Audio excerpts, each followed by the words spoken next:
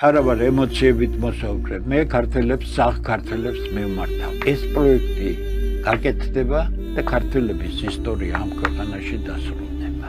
შენი სამუშაო ადგილები არ გექნებათ. ქართველებისთვის ამ სამუშაო ადგილები არ იქნება. იმ არაბულ ქალაქებში, რომელიც თუ აშენდა თქვენი სამუშაოს ვერ ნახავთ გარდა იმ მეორე ხარისხოვანი სამუშაოებისა, ხო?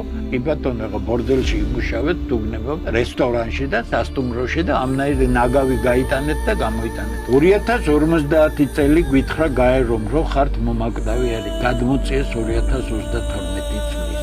დემოგრაფიულად ქართველებს ჩაანაცვლებს სხვა ეთნოსის ხალხი. ყველაზე საუკეთესო შემთხვევაში 7 წლის მერე ქართველები ეროვნულ უმცირესობაში იქნება.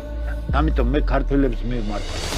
თავში ქვაუხლია ყველა გადაგვარებულს, ყველა საწოდავს, რომელსაც თავისი ბელადი მიაჩნიათ. ეს ქვეყანა ქართველებისთვის სრულდება.